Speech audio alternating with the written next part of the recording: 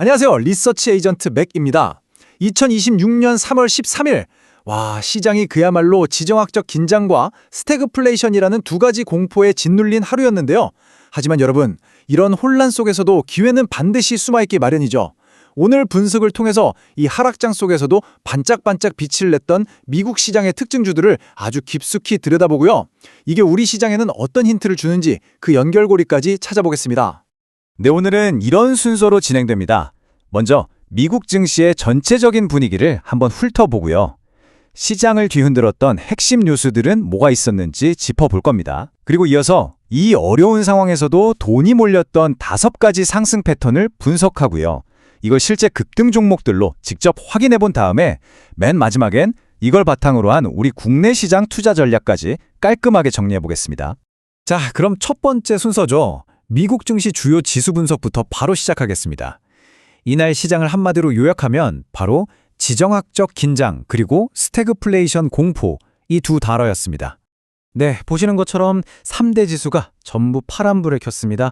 다우존스가 0.28%, S&P 500이 0.63% 내렸고요. 특히 기술주 중심의 나스닥 지수는 거의 1% 가까이 0.96% 하락하면서 낙폭이 가장 컸습니다. 사실 장 초반만 해도 반등하려는 시도가 좀 있었는데 오후 들어서면서 투자 심리가 그야말로 차갑게 식어버렸어요. 그럼 왜 이렇게 시장이 무너졌을까? 그 원인을 크게 3가지로 요약해 볼 수 있습니다. 첫째, 지정학적 리스크죠. 미 국방부가 이란 내 목표물에 대규모 공습을 발표하면서 호르무즈 해협 봉쇄가 장기화될 거라는 공포가 확 덮쳤습니다. 아시다시피 전 세계 원유의 20%가 지나다니는 길이잖아요. 여기가 막히면 유가 급등은 불보듯 뻔한 일이죠. 둘째, 이게 정말 무서운 건데 바로 스태그플레이션 공포입니다. 4분기 GDP 성장률이 예상치의 반토막인 0.7%로 뚝 떨어졌는데 연준이 제일 중요하게 보는 근원 PC 물가는 여전히 3.1%로 높은 수준을 유지했어요. 이게 무슨 말이냐? 경기는 침체되는데 물가는 오르는, 정말 최악의 시나리오가 현실이 되는 거 아니냐는 우려가 커진 겁니다. 그리고 마지막으로 소프트웨어의 대장주격인 어도비가 찬물을 끼얹었습니다. 실망스러운 실적 전망에다가 18년 동안 회사를 이끌었던 CEO가 갑자기 사임한다는 소식까지 전해지면서 주가가 7% 넘게 폭락했거든요. 이게 기술주 전반의 투자 심리를 아주 급격하게 얼어붙게 만들었습니다. 자, 다음으로 넘어가서요. 시장을 움직였던 5대 핵심 뉴스를 통해서 이런 혼란 속에서도 시장의 관심, 그러니까 돈의 흐름이 어디로 향하고 있었는지 한번 따라가 보겠습니다. 이날 시장의 방향키를 쥐고 있던 5가지 핵심 뉴스입니다. 첫째, 삼성전자와 SK하이닉스가 AI 추론 시장의 심장이라고 할 수 있는 기업용 SSD 시장에서 합산 점유율 64%를 달성하면서 거의 독점적인 지위를 과시했습니다. 이건 지금처럼 거시경제가 불안할 때 AI 산업의 펀더멘털이 얼마나 단단한지를 보여주는 아주 중요한 뉴스죠. 둘째, 아까 말씀드린 호르무즈 해협 봉쇄 우려 때문에 국제 유가가 배럴당 100달러를 넘어섰습니다. 인플레이션 압력이 더 커진 거죠. 셋째, 미국의 4분기 GDP 쇼크, 이건 경기 침체 공포를 자극하는 가장 직접적인 요인이었습니다. 넷째, 이런 글로벌 리스크는 바로 원달러 환율 급등으로 이어졌죠. 환율이 1,500원 선을 위협하면서 코스피 지수는 5,500선 아래로 밀려났습니다. 그리고 마지막으로 이 모든 악재 속에서도 한 줄기 빛 같은 소식이 있었죠. 바로 엔비디아가 차세대 AI 칩에 들어갈 HBM4의 핵심 공급사로 삼성전자와 SK하이닉스를 콕 집었다는 소식입니다. 이건 AI 기술혁명이라는 거대한 흐름이 웬만한 악재는 다 뛰어넘는 강력한 테마라는 걸 다시 한번 확인시켜준 셈입니다. 자, 그럼 이제부터가 정말 중요합니다. 이렇게 어렵고 복잡한 시장 상황 속에서도 돈은 과연 어디로 흘러들어갔을까? 뚜렷하게 나타난 5가지 상승 패턴을 지금부터 분석해 보겠습니다. 하락장에서 발견된 5가지 생존 공식 또는 성공 방정식이라고 할 수 있겠습니다. 첫째는 임상성과 가속화. 시장이 불확실할수록 투자자들은 막연한 기대보다는 눈에 딱 보이는 데이터, 즉 성과에 집중한다는 거죠.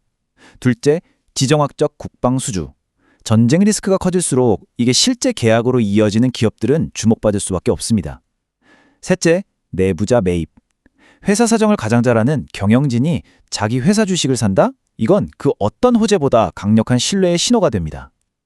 넷째, 운영 효율화. 허리띠를 졸라매서 비용을 줄이고 이익을 늘리는 아주 기본에 충실한 기업들이 재평가받았고요. 마지막으로 주식 병합은 이건 사실 상장 유지를 위한 기술적인 움직임이라고 보시면 됩니다. 자, 그러면 지금부터는 앞에서 말씀드린 이 성공 패턴들이 실제로는 어떻게 주가에 나타났는지 이날 상승률 상일 20개 종목을 하나하나 뜯어보면서 구체적으로 확인해 보겠습니다. 상승률 상위 종목들을 한번 보시죠. 맨 위에 있는 BIF, 폐암 조기 진단 기업인데요. 내년 매출이 급증할 거라는 전망에 구조조정 소식까지 더해지면서 하루 만에 무려 98%나 폭등했습니다. 국내의 지노믹 트리와 사업 모델이 상당히 유사하죠. 2위인 AIYF 역시 AI 진단 기술로 58% 급등했고요. 3위 SVCO는 AI 반도체 설계 수요가 폭발하면서 52%나 올랐습니다. 보시는 것처럼 시장이 어려울수록 독보적인 기술력과 뚜렷한 성과를 보여준 기업들로 돈이 쏠리는 현상이 아주 명확하게 나타나고 있습니다. 이어서 6위부터 10위를 보면 여기서 또 임상 성과 가속화 패턴이 다시 한번 등장합니다.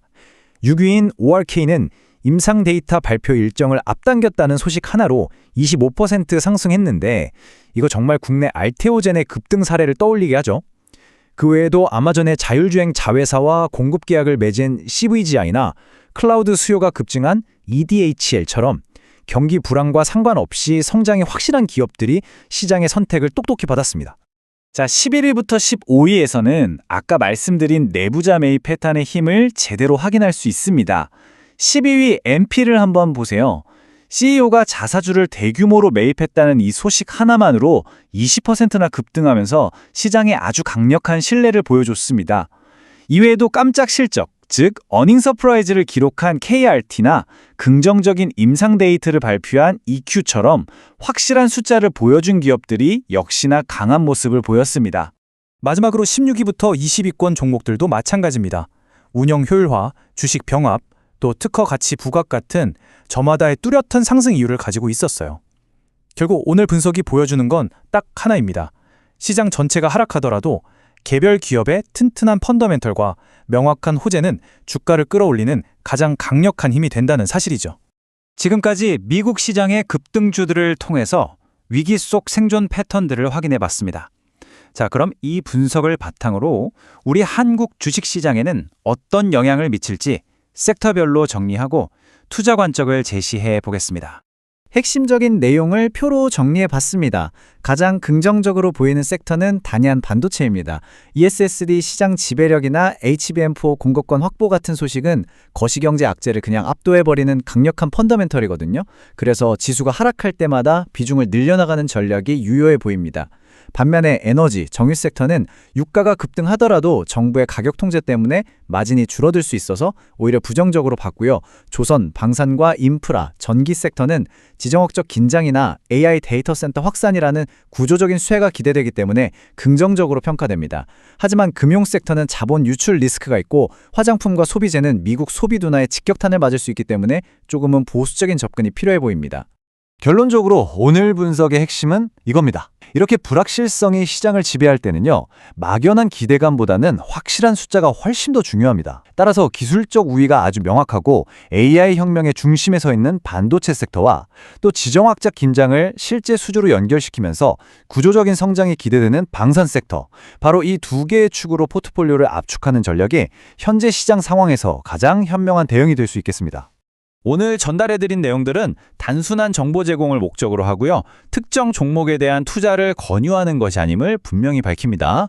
모든 투자에 대한 최종적인 결정과 그에 따른 책임은 투자자 본인에게 있다는 점 꼭 유의해 주시기 바랍니다.